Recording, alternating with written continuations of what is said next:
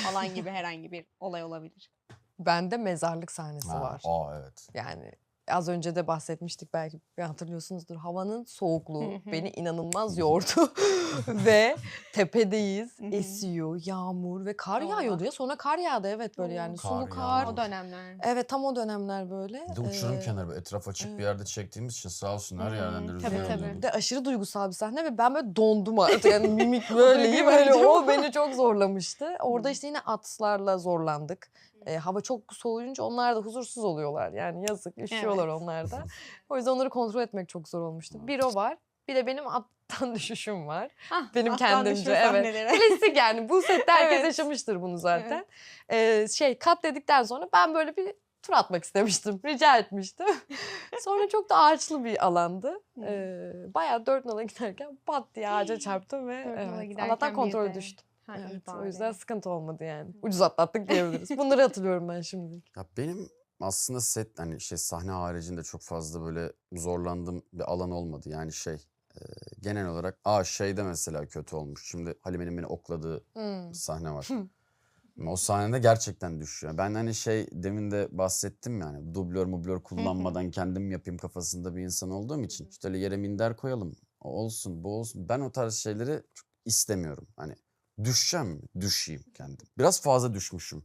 Eve gittim akşam, dizlerim nasıl ağrıyor. Çünkü diz çöküp yere yığılıyorum. Bir de Halime beni dövdüğü her sahnede bir şekilde ben diz çöküyorum. Yani yani yerde sürüklememiş. oklamanın öncesindeki aksta da vardı o. Acımıyor sana galiba. Tabii yani şeyi söyleyeyim mi? Ne? Evet. Söyle canım. Halime'nin beni dövdüğü bir tane sahne var, işte oklanmadan önce kafama çuvalla vuruyor falan, böyle yerden yere vuruyor beni. Orada yumruk atıyor bana. Gerçekten attı. Ama. Yani mesafeyi ayarlayamadı yüzüyle. Evet. Ben diyorum ağzında bir kan tadı var, kestik oldu, tamam mı? Ama bir gariplik, hani bu makyajdan değil, bu başka bir şey. Bu kanı tanıyorum ben. Bu Bir tadı baktım biliyorum. aynen buraya öyle bir oturmuş güzel sağlam. Ya tabii ki de hani o an şimdi ikimiz de sahnedeyiz falan, vurdu. Sadece böyle milisaniye birbirimize Göz baktık, göze oynamaya kaldık. devam ettik. Yani hiçbir şekilde kesmeden. Bozmadınız. Çünkü ya işin şeyi bu. Yani sonuçta Gerçekçi bu işi olmuşsunuz. çekiyoruz Olan yani. olmuş zaten. Evet, İstediğin yani. oldu işte, diyordu ya, Evet. kır diyordu, kırıyor. Ya gerçekten hani dublörsüzlüğü hani Allah istedin. tabii, evet yani. Rica ederim. Evet, teşekkür ediyorum ya. Çok sağ ol. Sen de olmasan. Ama günün sonunda çok keyifli olduğu için de yapmak istemiyor insan yani. Böyle ne bileyim, eve gidiyorsun, dizlerin ağrıyor. Aksiyon çekiyorsun, omzun Evet ağrıyor. ya, Yani normalde fiziksel. hayatımda hani spor yapan falan bir insanım ama şimdi setten fırsat da bulamıyorsun. Sadece sette yaptığın hareketlerle o kas ağrını gideriyorsun. Bazen yoğun oluyor, bazen hafif oluyor. Tamam, hafif haftalarda gidiyorsun da yoğun oldu mu çok sıkıntı. Geçen bir geliyor, evet. omzum tutulmuş, sabah uyanıyorum böyle. Niye? Yarın bir daha. Ne oldu? Kılıç çevirdik. Hani bir tane kılıç çevirdim diyor, omzum tutulmuş falan. O birazcık zorluyor ama. Biz yaşamıştık ya, çiftlik zamanı. Ben rüyamda anlatmıştım Dinç'e, dedim böyle bir şey yaşadın mı sen, ben mi yaşıyorum acaba ilk defa? Rüyamda bir ara şöyle uyandım. Böyle vurarak uyandım o rüyamda bana ve da oluyor çok. dedim ay ne oluyor falan oldum böyle. Yani savaşıyordum resmen rüyada. Daha Ben ilk de. bir ayda oldu yani. Benim bu bana. işle başladı. Uykumdan diye uyanmaları. Gerçekten. Düşman yaklaşıyor. Rüyamda Halime'yi görüyorum, dövüyor Evet, falan ya beni. gerçekten işliyor. Öyle insana. mi? Çok mu dövüyorsun sen? Ya biraz O kadar da değil ya. sadece Halime değil. Sadece Halime olsa iyi. Abilerinden de biraz benden çektim. evet, ama totalde Ya yok, tabii Biraz- ki de ben yine çok keyif alıyorum. Gibi o yani, hani aileye kabul edilmeye çalışan Damat. sıradan. Damat Önce bir Halime'nin dayağını yedik, sonra bir abilerin kız evi sıradan. nazır. Aynen. Öyle. Her dönemde böyle hiç Evet değişmiyor. ama çok keyif. Gerçekten çok keyifli. Yani tabii ki de bir sürü şeyin oluyor ama Tabii, temelde tatlı, acı çok şey bakarsan yaşanıyor. evet, ama ben çok mutluyum. Çok keyifli yani, eğlenceli. Yapılan editlere rağmen. Evet. Şimdi az önce biraz kayıt öncesinde konuşmuştuk. Bir ihanet durumu oldu sahnede. Evet. İşte şimdi sonrasında şu an düzeltilmeye çalışılan bir durum var. Ben şimdi birazcık sizden bahsetmek istiyorum. Karakterlerden bahsettik. Biraz da Tamam. sizi tanımak adına. Biraz da aşk konuşmayı seviyorum. Özellikle bir partner varsa, burada bir çifti canlandırıyorsa. Şimdi önce sizin için aşk ne ifade ediyor? Hani karakterinize benziyor mu sizin de bakış açınız? Onu bir sormak isterim. Bir de o ihanet çok ihanet olarak görmese de siz affeder miydiniz bir partnerinizden aldığınız herhangi bir ihaneti? Herhangi bir şey olabilir ihanete dair. Yani tabii şöyle bir şey var. Olaya bağlı ama çoğunlukla, yani olaya bağlı deyip de bunu geçmek istemiyorum tabii ki. Hani bir yere kadar anlamaya çalışırım. Hani empati yaparım. Aynı şeye koyarım kendimi. Baktım bana artık ters geliyor bazı şeyler ya da bunun doğrusu bu olmamalı. Hani herkesce de böyleyse orada yani Halime gibi dayağımı da atarım diyormuşum. Yok tabii ki orada gereken hani konuşmayı ya da durum şart neyse ona göre değerlendirip tepkimi veririm diyebilirim. Yani O ama zaman- kolay kolay da şey yapmam. Nasıl diyeyim size, Affetmezsin. affetmem evet. Ama affedilebilir ihanetler vardır diyorsun. Yani diyelim. Dediğim gibi boyutuna ve olaya bağlı diyebiliriz yani. Tabii. Evet. O biraz değişebilir. Merak ediyorum buradan gelecek cevabı da. İhanet affedilmez. Kesinlikle affedilmez. Çünkü ya o bir huy. Hani o karşı tarafın karakteri. Hani ne kadar affedersen affet, bir daha yapacak onu. Ama şu benim demek istediğim, bölüyorum. Mesela yalan atması. Ben Ona biliyordum bunu dönüyorum. yaşanacağını. Hayır Şimdi bak kardeşim falan. Şey olay yani mesela bana attığın yalan aslında hikayede de benim için iyi bir şey ya hani. Aslında sevdiğinden ya o yalan. ya evet de Hani bu tarz benim demek ha istediğim. tamam ama Hikayenin aynısı olursa Ha, gibi gibi affedilebilir yani. Aslında hani diyorsun. yine karşı tarafın iyiliği için atılan bir yalansa orada bir durumu olur. Benim içinmiş ya Ama orada deyip. beyaz da olsa bir yalan Ya da var. Ama evet ama niye yaptın ki diye de sorgulanır Hı. yani o. Neden denilir bence. evet de benim demeye çalıştım. Ben yalanla ihaneti birbirinden ayırdığım için. Ha tamam böldüm. Hani- kusura bakma. İhanet çok başka bir şey. Hı hı. İhaneti affetmem. Ama hani yalandır, tamam okey, bu benim işte sana söylediğim yalan, tamam okey, işte ne bileyim Halime'ye ben Beyoğlu'yum desem Halime beni takmayacaktı, muhtemelen düşman belleyecekti. Daha böyle onun Hı damarından gelebilmek için bu Hı. şekilde yaklaştı. Ha, bunu da doğru bulmam. Kesinlikle tasvip edeceğim bir şey değil. Ama mecbur kaldı o, yani oraya sızması için yapması gerekiyordu. Karakter açısından bakarsak tamam. Yani Evet. bence haklı. Ama normal şartları sorduğunuzu düşünerek ben cevap veriyorum. Hani onun beyazı, pembesi, yeşili, grisi olmaz, yalanın yalan yalandır yani. Yani senin iyiliğin için bile ufak bir beyaz yalansa da kabul etmem diyorsun. Ya ucunda ölüm olsa da doğruyu söyle bana. Hmm. Yani bileyim, ne gerek var yalanla, niye uğraşalım yani. Sonra bu sefer ortaya çıkınca daha kötü değil mi yani?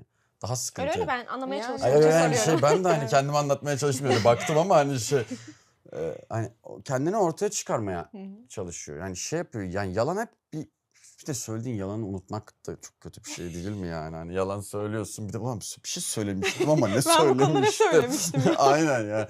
Hiç onlarla bence uğraşmaya gerek yok.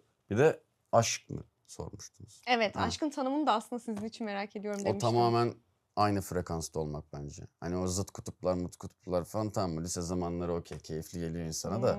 Hayata güzel da cevap. hayata dair baktığın zaman gerçekten aynı dili konuşabildiğin, alanının hani işte ne bileyim aynı evdesin. Boş boş oturmaktan da keyif alabiliyor olman lazım. Gezecek olmaktan da keyif alıyor olman lazım. Bir şey söylemeden karşı tarafın anlaması falan. Bunların hepsi bence komple bakıldığında aynı frekansta olmak bence çok önemli. Peki şöyle mi? Yani çok iki zıt insan, yani şu anlamda zıt işte. O beyazı seviyor, o siyahı seviyor, o gezmeyi, o oturmayı, ama birbirlerini çok seviyorlar. O ilişki yürümez mi sence? Yo, yürür, tabii ki yürür ama Yorar. şey gibi oluyor, bir şeyi oldurmaya çalışmak oluyor. Yani ben tamam okey çok aşığımdır, çok seviyorumdur, belli şeylere tabii ki de derim ki tamam işte bu beyaz, hayır siyah, tamam siyah derim. Ama bu nereye kadar böyle gidecek? Yani ben uzun ve sağlıklı bir ilişki bazlı düşünüyorum. Hı hı. Yani hayatım boyunca bunu yapabileceğine inanıyorsam tabii ki de yap. Ama ben aşk bir yerde kendimle bitiyor mu diyorsun? alakalı hani bir noktada artık şeye dönüyor, çünkü bir noktada bence hayat arkadaşlığına dönüyor ya. Evet. O noktada da tamam tabii ki de anlaşamadığın konular olacak. Kimse birbiriyle %100 match olamaz, yani böyle bir şey mümkün değil. Yani. Ama çok zıt olmak da hani evde de sen bunu dedin, hayır bunu dedin, hayır bunu yaptık, şunu yaptık falan. O biraz insanı bence yeteri kadar zor bir hayat yaşıyoruz zaten. Tüketiyor diyor. Hani dönemsel olarak hayatsal hani her şeyle çok zor. Bari burada bir huzur bulalım ya. Hani ben biraz o kafadayım açıkçası. Hani burada da Tabii beraber huzur bulmak. Ha. Ben de tanımı yapacaksam odur yani. benim burada için. da böyle çatışacaksak birbirimizle yorar ya. O zaman en yakın arkadaşımla da Ya aslında birlikte zaten olayım benim mı? için Ama en yakın arkadaşlıktır ya. Evet o Evet yani. bence en yakın arkadaşlıktan çıkan ilişki en güzeli. Yani tanıdın, kafa dengisin, oldu, tık tık tık tık aşım daha sağlıklı geliyor. Hani o şey gibi gördüm ve vuruldum falan, tabii ki de birini çok beğenebilirsin ama bir de tanı yani. Bir ona bak. Hani sadece dışını görüp de Evet. ben okeyim, sensin falan, şov o geliyor. zaten- Ben evet ilk Tabii. görüşte aşka inanmam mesela ben o yüzden. Yani. Ha. Ben tanıdıkça, zaman geçirdikçe. Aynen, Arap konuşma. bence de öyle. Geçirdikçe, zaman geçirdikçe oluyor yani o. Beraber bir şeyler yapmak zaten. Yani o yaptığın şey çok basit de olsa, atıyorum çay içmek beraber. O daha keyifli oluyorsa odur bence aşk yani. Ya da dediği gibi boş boş oturduğunda ikimiz de atıyorum. Diyelim ki telefona bakıyoruz ama o an çok keyifli hissettiriyorsa sana, en ufak şey bile çok mutlu hissettiriyorsa bence odur diyebilirim yani. Bu iş için de öyle yani. İlk görüşte aşka inanır mısın sen? Çok düşün. Nefes nasıl verdim ama değil mi? İnanmam ya. Sen de inanmazsın. Yani şöyle, inandığım hepimiz yani belli yaşta insanlarız. Sonuçta belli görmüş geçirmişliğimiz var. Hani ilk görüşte aşka inandığımı zannettiğim zamanlar oldu ama onların çok sağlıklı olmadığını fark edince çok da inanmaya gerek yokmuş, bir yere varmıyor'ya geldi aslında hikaye olarak yani. Biz bunu konuşsak sabaha kadar konuşurmuşuz Tabii. gibi Evet, hissediyorum evet. şu anda. Çok malzeme varmış gibi de arka planlarda ama programı da Evet. süresinde de Tecrübe çok diyelim aşırı. yani hayat. Evet doğru haklısın. Bir de ders almak önemli. Doğru. İnsan yaşadıkça bazen tabii bazı ki. şeyleri daha iyi anlıyor. O zaman kısa sorulara geçeceğim. Hayatınızdan neyi çıkarırsak geriye hiçbir şeyin kalmayacağını düşünürsünüz. Ama bu sizi siz yapan yani aile gibi falan hani tabii ki onlar hepimiz için önemli olan şeyler. Onlar harici sizi siz yapan ne giderse geriye hiçbir şey kalmaz. Benim aynı anda mı başladık? Ben düşünüyordum. Benim için hedeflerim ve amaçlarım yani herkes için böyle tabii ama mesela ben böyle bir noktaya odaklanıp gitmeyi çok seviyorum yani. Bir şey böyle işaretleyip ya burası ya deyip. Çünkü her sabah kalktığımda ondan güç alıyorum. Yani hedeflerim ve amaçlarımı çıkartırsak zaten bence Doğru. bir şey kalmıyor. O beni ayakta tutan şey oluyor yani. Evet güzel bir cevap Oradan oldu. hırsımı alıyorum. Benim de sınırlar herhalde yani. Aşmak istediğim noktalar oluyor. Ama genel hatlarıyla ya insanın karakterini belirleyen şey sınırlarıdır ya. Onu alırsak çok böyle karaktersiz kalıyormuşuz gibi geliyor bana aslında. O yüzden sınır derim herhalde ben. Evet bu da güzel bir cevap oldu bence. Çevrenizden kendiniz hakkında en sık duyduğunuz şikayet nedir? Çok Bunu ki birbirinize de fevrisin cevap diyorlar bana. verebilirsiniz. Çok fevrisin Fevri diyorlar. misindir? Evet. Bunu kabul etmiyordum da ettim artık zamanla. Ettim diyorsun. Çok duyunca dedim ki var herhalde Doğru bir demek. doğruluğu galiba. Ya şöyle aslında bence haklıyım. Sadece dile getiriş şeklim, reaksiyonum birazcık bazen şey olabiliyor. Hani Olabilir. nasıl ya falan oluyor. Hani o birazcık problem oluyor. Anladım. Onun dışında çok duymadım bir şikayet. Yani ben de duyduğum arkadaşım ve ailemde içine atma oluyor yani. Ben biraz kapanan bir tipim. Böyle hemen duvar örerim, şey yaparım. Bir sorun varsa İçine evet yaşarsın. içime. O da bazı şeyleri çözmek de zorlaştırıyor ya. Hani atma, konuş, anlat o oluyor birazcık. Ya da işte hani aşırı her şeyi çok en ince ayrıntısına kadar ya herkes düşünür tabii ki ama bende biraz fazlaya kaçıyor bu ara ara. Çok en ufak bir konuda bile. Hani şey diyorlar ya Sena o kadar da değil artık onu da düşünme ya falan oluyor. O yüzden oralar iki şey diyebilirim hani. Takıntı derken hemen soruya geldim. Takıntı derecesinde bir huyunuz, bir özelliğiniz var mı? Yok sen varsa söyle ben düşünüyorum. Ben bir şey netleşmeden, demin de dedim, bir şey Evet. netleşmeden yani atıyorum bugün buraya geleceğiz, saat kaçta geleceğiz? Bana bunu söylemen lazım. Ya mümkünse bir gece önceden söylemen lazım. Ya ben bunu bileyim. Yani şey oluyor çünkü. Şimdi sabah işte, ya da sete gideceğiz. İşte prodüksiyon o gün beni alacak. Sabahleyin abi 9.45'te geleceğim diyor mesela. Bana onu bir önceki gece söylemen lazım. Ya ben sabah 6 alarm kuruyorum. 6'dan itibaren bekliyorum. Bana o mesaj geliyor. Heh diyorum geri uyuyorum. O biraz hayatımı zorlaştırıyor benim. Evet. Hani ben biraz şeyimdir. Spontane yaşamayı aslında severim ama plan programda iyi ya. Yani Zor biraz. öyle olmalı yani. O yüzden hani evde otururken hadi çıkalım dışarıya çok okey. Evet. Babam Çok da iyi mesela anladım. öyledir. Hep bana şey derdi. Oğlum 3 gün mü gelmeyeceksin? 3 gün gelmeyeceğim de ama 3. gün gel. Yani ya da 6'da mı geleceksin eve? 6'da geleceğim dediysen 6'da gel falan. Ondan da herhalde birazcık böyle Geçmiş olabilir. geçmiş bir şey. Muhtemelen en büyük takıntım odur. Onun dışında çok fazla. Bir de arada böyle bazen geliyor o da çok nadir. İşte oturuyorum sohbet ediyoruz falan. İşte burada tam köşelere cuk oturan şeyler vardır. İşte altlıklar, bardaklar falan. Hani şöyle konuşurken ister istemez onu bir milimetrik yapma ihtiyacı hissediyorum ama çok nadir. Arada geliyor yani. Evet arada Olur o olabiliyor. kadar.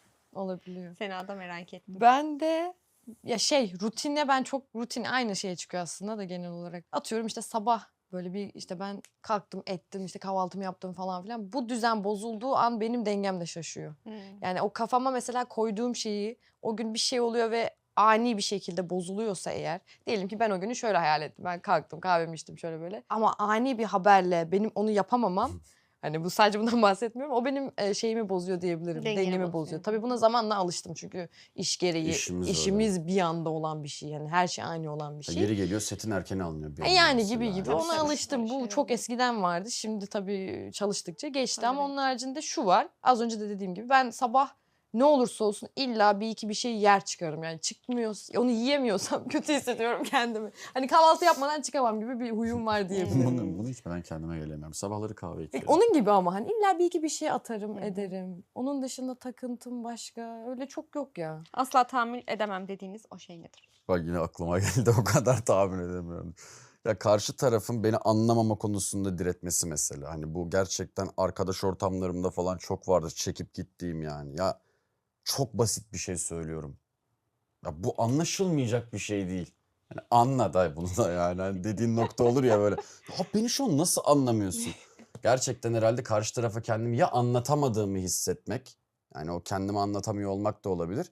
Karşı tarafın anlamıyor olması da olabilir. Bu ikisini kesinlikle tahammül edemiyorum yani. Onun dışında her şeye bir şekilde tahammül ederim de Bu çok zor. çok zor benim için yani. Sena. Ben de ya bir ortamda hak geçmesi tarzı şeyler. Haksızlığa tahammül haksızlığa hiç tahammülüm yok. Kabalığa hiç tahammülüm yok. Bu tarz şeylerden gerçekten direkt yani çoğu zaten olumsuz şeyler de kimin tahammülü olabilir Yani, diyeceğimiz tabii şeyler yani. O tarz. Merak ettiğim soruya geldim. Ağzınıza asla sürmediğiniz, kokusuna bile tahammül edemem dediğiniz bir yemek, bir yiyecek var mı? Ben her şeyi yiyorum arkadaşlar. Gerçekten Ben biraz mi? pis boğazım. Hiç her yemek şeyi. seçmiyorum. Yani Aa, her türlü. her İşte türlü sulu sebze, yemekten tut şey, sebze, meyve. hepsi. Onları bir dönüştürür, karıştırır bir Sakatat şekilde. falan. Evet. Hepsi. Severim. Hepsini yiyorum Aa, yani. Hiç ayırmam. Güzel. Ya Bana benim da büyük problem. Aa- Büyük problem bu. Ağzıma sürmem değil de tercih etmeyeceğim iki tane şey çok alakasız gelecek. Biri enginarı çok yemeyi tercih etmem ben. Ay çok severim. Ben de severim. Bir de tarçına karşı bir antipatim Tarçın var. bende de var. Ben sevmiyorum. Yani böyle Çok güzel salep boza falan hani bunların üstüne tarçın Benziyoruz. yapıyorlar ya yani gerek yok. Bence de. Sizin Hiç damak gerek- zevkiniz Ya yok. da böyle mesela bir yerde elma geliyor ortaya. Mesela elmanın üstüne tarçın. Ya tamam anlıyorum metabolizmayı hızlandırıyor okey de ya gerek yok, ben o elmayı sade yemek istiyorum. Yani o O yüzden tarçın. erikte de var ya. Zevkler Erikte tuz da ben tartışılmaz. pek yakıştıramıyorum. Ha, ben de mesela- erik kendi Erikle olarak tuzu çok- yakıştıramıyorum. Hayır ben Evet. yakıştırıyorum ama. Arkadaşlar. Hayır bu arada bir dakika. Nasıl yani? Erikle tuzu ben de yakıştırıyorum da bir yerden sonra Yok, çok hayır. yoruyor. Yani o diş hassasiyeti Çilek şeker nedir? okey de erik niyeyse bilmiyorum. Ama Aa. çok insan seviyor. Çok insan Ben bir şeyleri karıştırmayı bırakalı uzun zaman Ben oluyor en galiba. çok yaptığım şey ona üstüne şöyle Hmm. birleştir ekmek arası. Ben öyleyim birazcık. Gerçekten öyleyim. Acıktım şu an. Evet, çilekle pudra şekeri falan da mesela çok uzun süredir hani yok. Sade tık tık ye bitsin ya da işte erik tuz çok uzun süredir Şaşırdım yapmıyorum. erik tuza şu an. Hayır Ben- Şok severim oldum. bayılırım Bende yok. ama şeydir Bende yani. sakatat yok mesela. Aa. Sakatat. Ama kokoreç var bir tek. Onun dışındakiler yok. Favori. Kokoreç olsun zaten. Ama onu da her Favori, yerde değil. favori. Çok güzel bir yerde yemek. Ee, Bildiğim yerde. Reklam olmasın falan diyorum. Evet reklam. Birazdan konuşuruz onları. Belli başlı Kokoreç yerlerde. candır ya. İyi ama sizin genel olarak çok hoşlanmadığınız, yemediğiniz, Evet, asla yok. yemem dediğiniz şeyler yok. Ben o Yok konuda. şeyimdir yani. Ben Ay de bir şey daha aslında. söyleyeceğim korkuyorum. Ciğer asla yemem mesela. Ya bunu Sena- çok duymaya Sena çok başladım bu zorbalayacak arada. gibi. Ben duruyor. şu an terk ediyorum. Bunu çok duyuyorum ben Ya çok ciğer sevmeyen yemeğini. var. Ben Var bu ama arada. bayılırım ciğere mesela. Of ya. Yani. Hani bana Biz sınırım babamla yoktur benim. gideriz mesela derim baba hadi bugün ciğer günü falan deyip böyle ikimiz oturur. Sessizce ciğerimizi yer ve eve gideriz. Ben bayılırım. Şu son dönemdeki tek favorim sushi. Çok geç fark ettim Güzel, birkaç yıldır evet. yiyorum. Keşke çok daha önceden yeseydim. Bak söyledikçe yine etap açılıyor mesela. Tabii, tabii. Sushi de benim hani "Abi Yemezsin bugün bir diye. sushi yiyeyim" demem Ay mesela.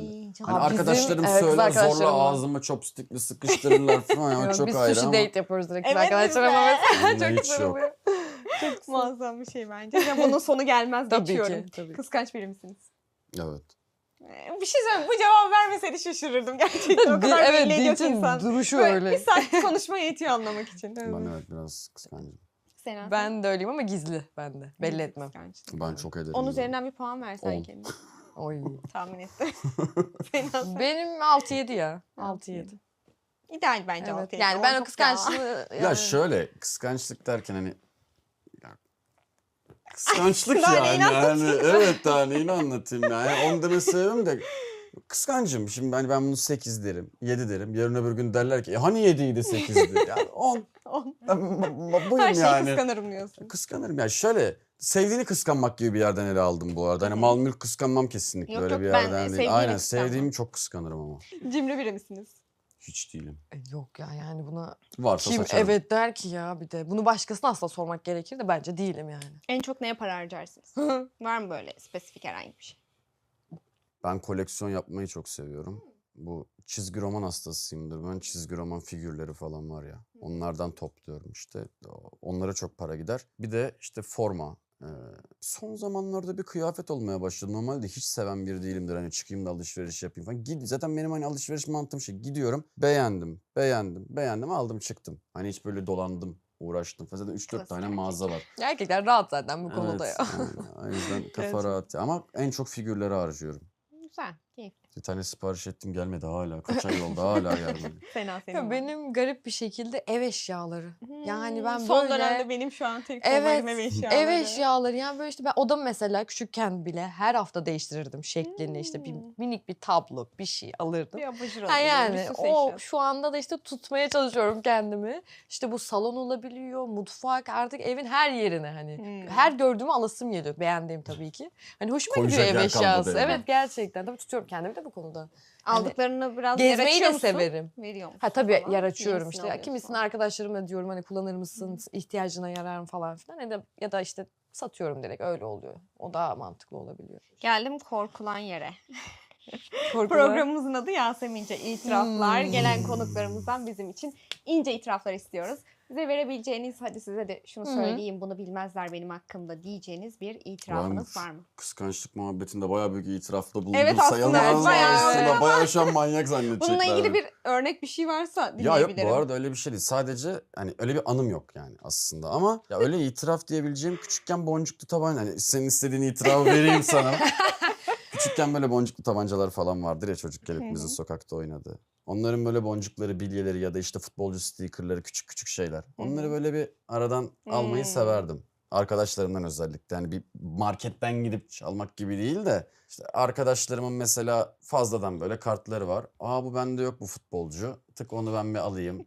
İşte boncuğum bitiyor şimdi kim gidecek kırtasiyeye? Tık oradan bir boncuğu alayım. Bir de şu son yıllarda bir çakmak. Eve gidiyorum 55 tane çakmak var cebimde yani. Niye bilmiyorum. Onlar falan var ama tabii kriptomani değilim. Onu söyleyeyim. Şu an araklama merakım yoktur. Ama bu üçü itiraf olarak sayacaksak küçük şeyler severim yani. Hem kıskanç manyak olduk hem hırsız olduk bu programda. Şaka Çok yaptık. mu söyledik acaba? Eyvah eyvah. Benim az önce işte düşündüm de biraz şu olabilir. Çocukluğuma, küçüklüğüme dair. Ben aslında aşırı utangaç, aşırı sessiz, kendi halinde bu okulda, sınıfta böyle hani çok böyle